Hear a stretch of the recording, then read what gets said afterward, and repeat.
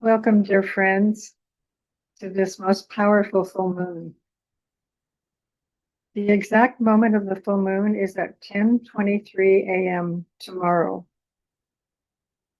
And tomorrow is called the Day of Contact, as we absorb all the powerful energies that are descending. And we are asked to hold ourselves in receptivity and to be inwardly quiet so as not to misdirect or misuse these powerful energies. We are told in the ancient wisdom teachings that this Wesak festival is the most powerful full moon of the entire year. Because at this ceremony, the Buddha and the Christ come together to bestow upon the earth a great blessing. The love and wisdom of the Christ and the light and illumination of the Buddha join together to create a great cosmic downpouring from the highest spiritual realms. We are also told that the Buddha was born, died, and reached enlightenment at the full moon of the Taurus. But before we explore the significance of this Wesak festival, let's talk for a minute about the energies that are particular to this month. The sun is now in the sign of Scorpio, and the moon is in the sign of Taurus. And these are the paraphrased words from the astrologer Pam Gregory. Scorpio is the most intense and emotional sign in the zodiac. It is the sign most associated to secrets deeply held and long repressed. These secrets are mostly around sex, criminal activity, and the dishonest use of money. They are complex and turbulent, but the moon in Taurus brings us back to the simple, to nature, to beauty as a balance. There's also a fixed grand cross at this full moon, which involves a lot of emotional digging into the issues of power and control, power over. From these aspects, we can also see that the power is going to shift back to the people. Freedom and truth will once again take precedence. The chaos is just the dying phase of the old order. It has a louder voice, but it is hollow. There will be more secrets coming to life, coming to light on our way to freedom, truth, and a more humanitarian perspective. The question to ask ourselves is, how will we use these energies? Will they be used for the highest good of all? Then there is also an emphasis this month on good self-care. This is vital to how we create the new earth. We are going through the birth of a new earth. There is no more giving away of our power. So it is time, my friends, to stand in our sovereignty. Time to recognize the power that we have to make changes in the world. But of course, change must always start with us, right? So a few good questions to ponder this month are: can we take ownership of our own power and not give it away? Can we become our own authority and not rely on another?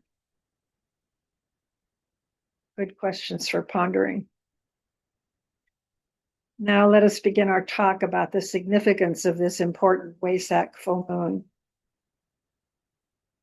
This is the second of the 3 spring festivals. This full moon is sometimes referred to as the festival of the Buddha, because it is during this full moon when the Buddhic energy of illumination and light most forcefully comes to earth. This is a quote from the Tibetan master Dwal Kul. End quote. The forces of light make an effort at Wesak to increase the flow of enlightenment into the world and to throw the light of wisdom and understanding into the minds of humanity. It is through the united effort of the Christ and the Buddha, working in closest cooperation, that there is opened a channel of communication between humanity and God. The linking up of the Buddha and the Christ create a bridge across which the masters, initiates, disciples, and aspirants are able to walk and make contact with certain energies not otherwise available, end quote. So this is a momentous opportunity for us all. This festival is said to actually take place in the Wesak Valley in Tibet. We are told that pilgrims from all over the world travel to this valley to participate in this sacred celebration. Many participate in their dream state, and some seem able to tune into the event while meditating. Have you ever had an experience of being in that valley for this ceremony?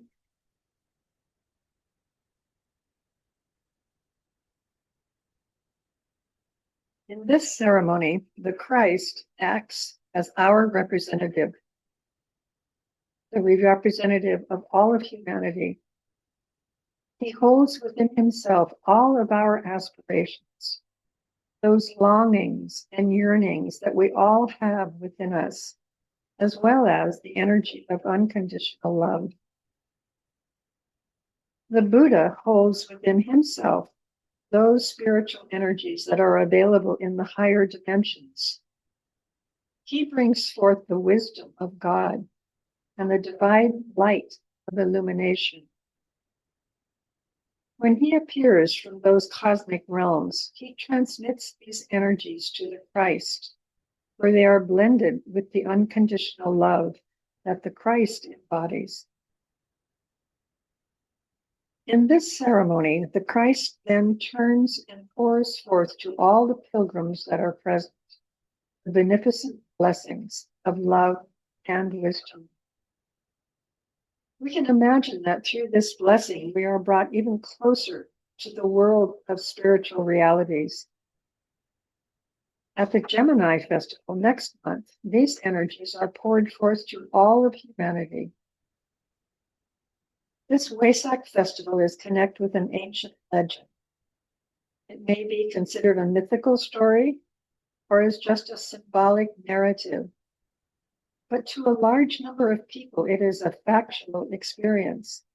They have been there to see for themselves or have dreamed it or seen themselves there in their meditations.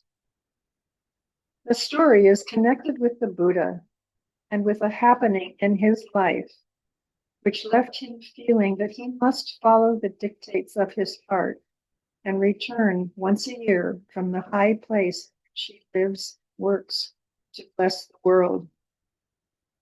He becomes the transmitter of these cosmic energies, and the Christ becomes the receiver. And together they transmit this spiritual energy to all of humanity.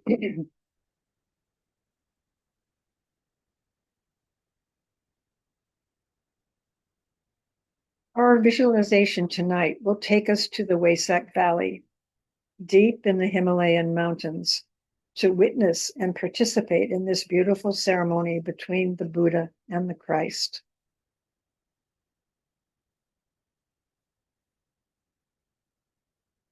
We will imagine ourselves participating in that beautiful ceremony, part of which includes going up to the altar where the Christ stands and dipping our little cups into the big bowl of holy water that has been blessed by the Buddha and the Christ. Let us prepare now for our journey to the Wesak Valley. Please have handy your cup of water, as your water will be blessed during the meditation and become a healing source for you when you drink it after the meditation.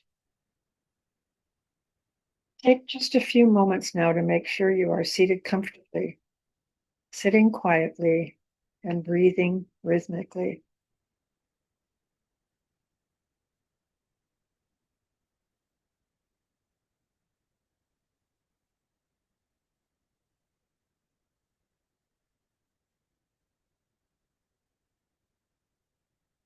Now, breathe a silent Om into your physical, mental, and emotional bodies.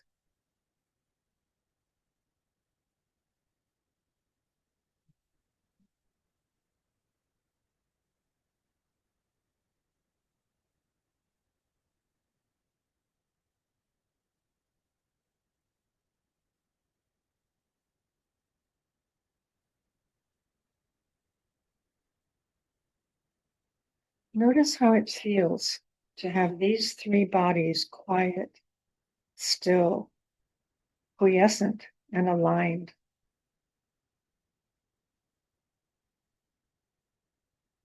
The spiritual realms are very close to us on this powerful day. Let those great beings know that you are open and receptive to their impressions.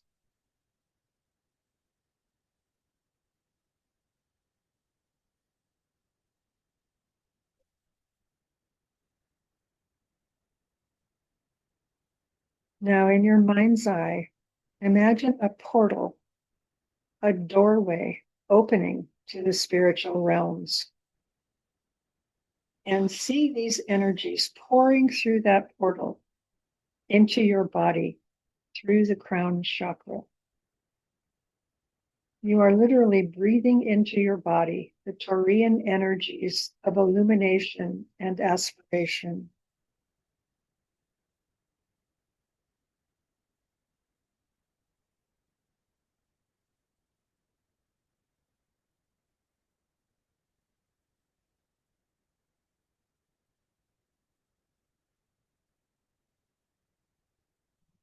Ask that the light of Taurus and the wisdom of the Buddha illuminate your being.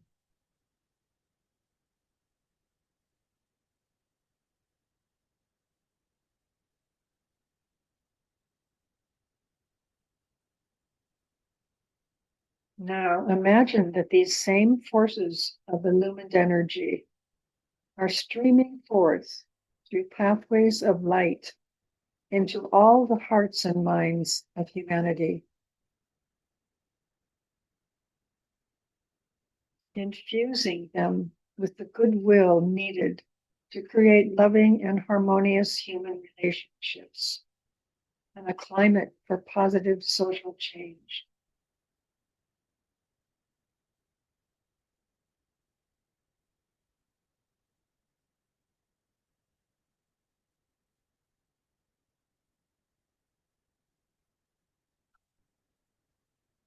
May the love of the divine self be shed abroad in our hearts, through our groups, and throughout the world.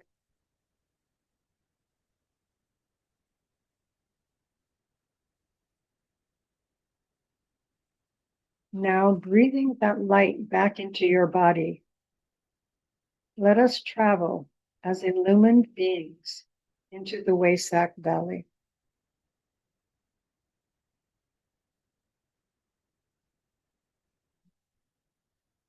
Keeping your eyes closed, let us imagine that we are traveling far away to the Himalayan mountains on the border of Tibet. In the middle of this mountain range, there is a sacred valley where pilgrims from all over the world are gathering to celebrate this special Waysack festival.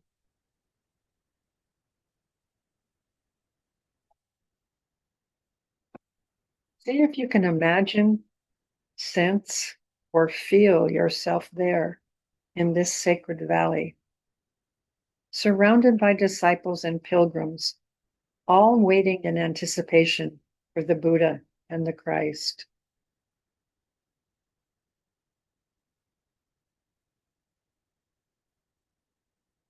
Some of these pilgrims are there in person, and some are there in their dream state. As you look around, notice the ground is covered with short, coarse grass, and the sides of the mountains are covered with trees. The air smells fresh and sweet. There is a feeling of expectancy in the air as the pilgrims begin to gather. At the northeast end of the valley, where the passageway begins to narrow, there is a massive stone altar. Placed on top of the altar is a great crystal bowl filled with water. Standing in front of the altar, facing the opening of the passageway, with their backs to the crowd, stand the Christ, the Lords, the Masters, the Archangels, and the illumined ones who guide planet Earth. They gather around this rock to pray. Take a moment to feel the excitement building as we all wait expectantly for the moment of great blessing.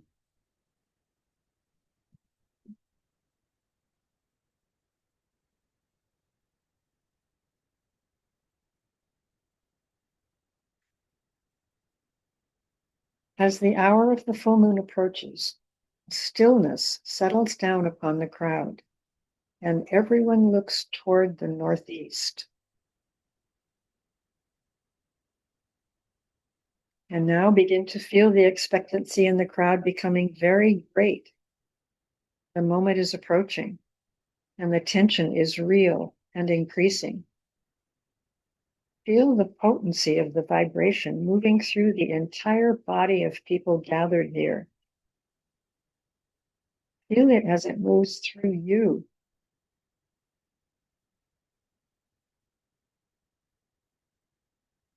This vibration has the effect of awakening and quickening the soul of all who are present, fusing and blending the group into one united whole.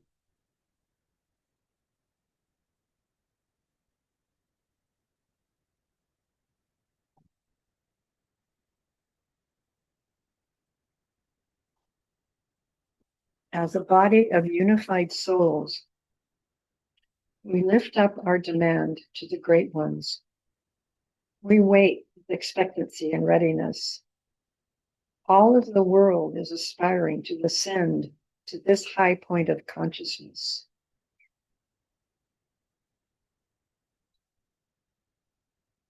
As we listen carefully, we can hear the pilgrims chanting and dancing on the floor of the valley.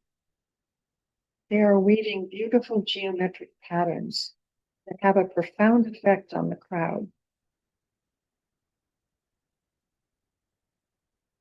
As the chanting and rhythmic weaving grow stronger, all the participants and the watching crowd raise their eyes toward the sky in the direction of the narrow part of the valley.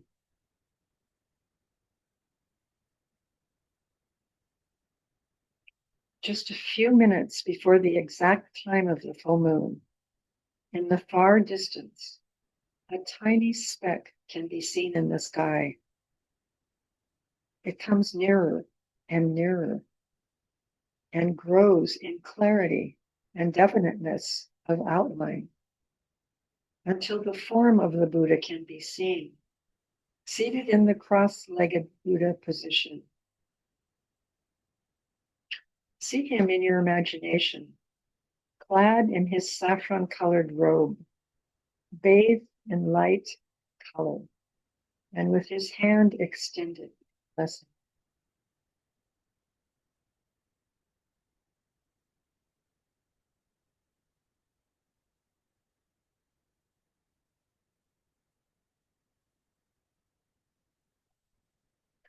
When he arrives at a point exactly over the great rock, he extends his hand in blessing toward the Christ, who represents humanity, and he receives this blessing into himself.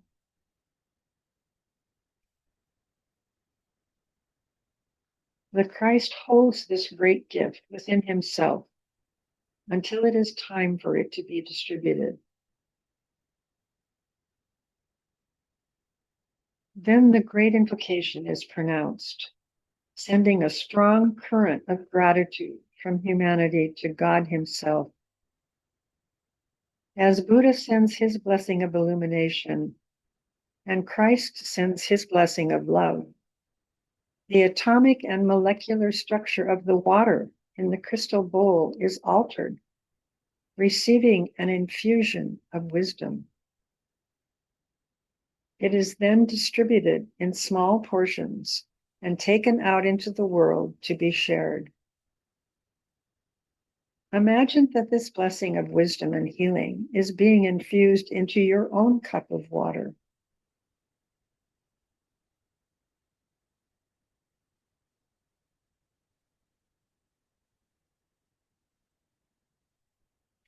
Imagine now the entire valley filling with the light of the Buddha's blessing.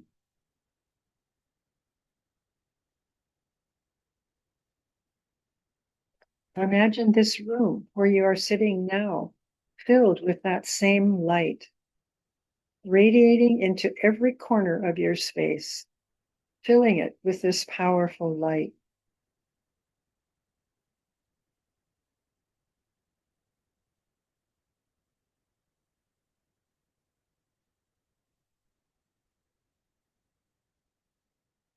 Imagine it filling you with that same light, touching each cell in your body and filling you with radiance.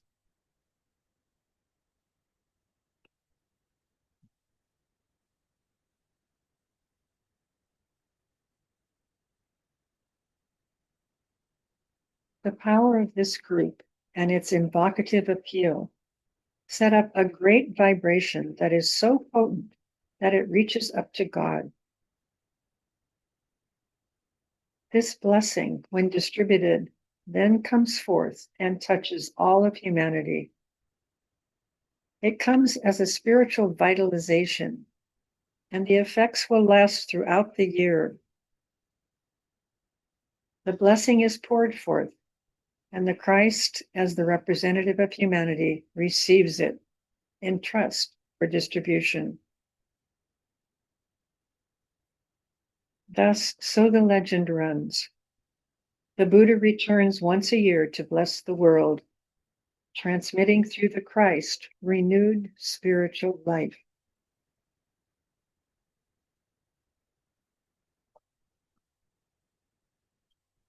Slowly then the Buddha recedes into the distance until again only a faint speck can be seen in the sky, and this eventually disappears. The whole ceremonial blessing from the time of the first appearance in the distance until the moment the Buddha fades out of view takes just 8 minutes. The Buddha's annual sacrifice for humanity, where he comes back only at a great cost, is over. And he returns again to that high place where he works and waits. Year after year, he comes back in blessing. Year after year, he and his great brother, the Christ, work in the closest cooperation for the spiritual upliftment of humanity. Through the Buddha, the wisdom of God is poured forth. Through the Christ, the love of God is manifested to humanity. And it is this wisdom and this love which pour forth upon humankind at each Wesak full moon.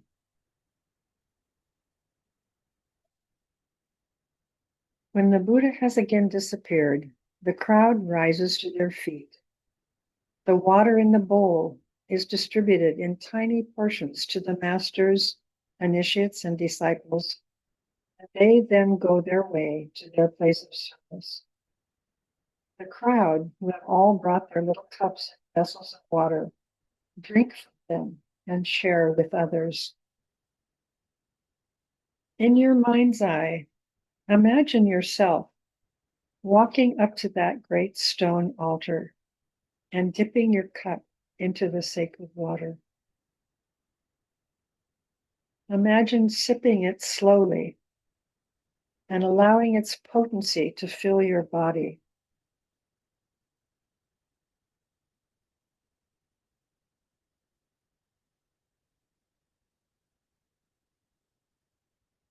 In this beautiful water ceremony of communion, we have preserved for us in symbol an indication of the new age, which is today upon us, the Aquarian age, the age of the water bearer. It is the age of the man bearing a pitcher of water and pouring forth blessings into this world. In this ceremony, we are reminded of the universality of God's love, the need for our individual purification, and the opportunity to share with each other that which belongs to all. The water, which has been magnetized by the presence of the Buddha and of the Christ, carries certain properties and virtues of a healing and helpful nature. Thus blessed, the crowd silently disperses. The masters and the disciples return with renewed strength to undertake another year of world service. So runs the ancient legend.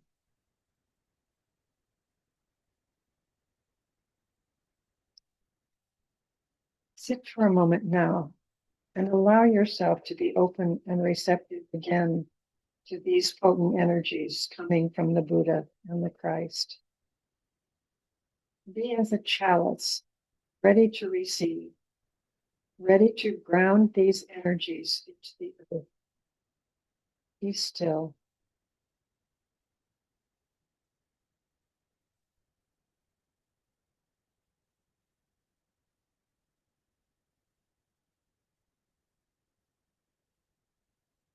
Now take a deep breath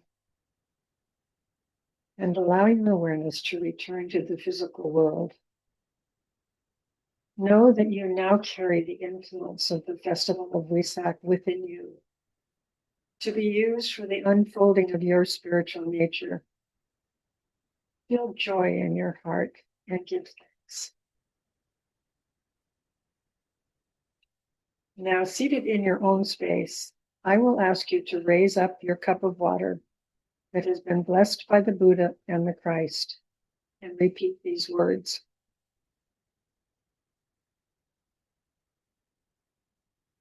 With love, I accept the blessings of the Buddha.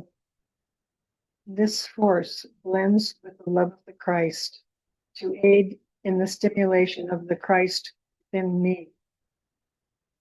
The water, a symbol of spiritual essence, channels love, awakens my nature, and bears wisdom.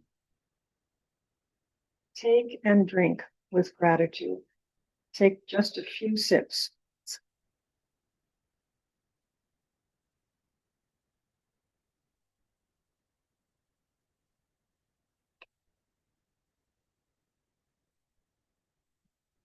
Then raise your cup a second time and think of an area in your life that is in need of healing.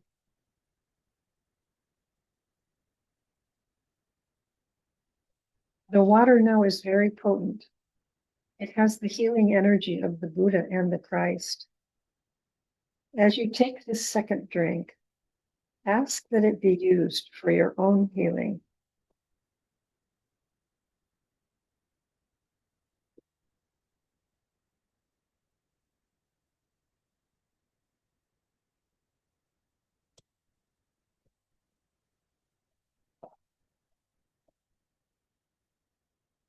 Then with this last sip, ask that the energy from this water be used for the healing of humanity, of our earth, of every kingdom in nature, animal, vegetable, and mineral.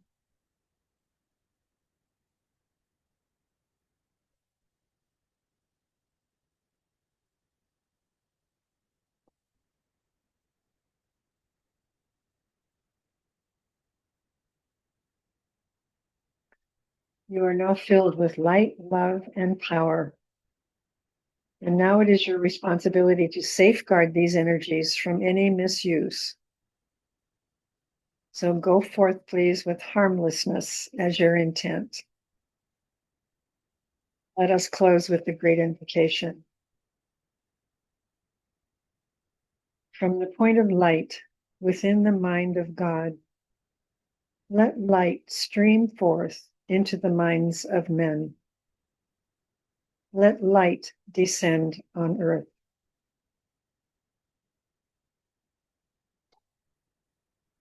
From the point of love within the heart of God, let love stream forth into the hearts of men. May Christ return to earth.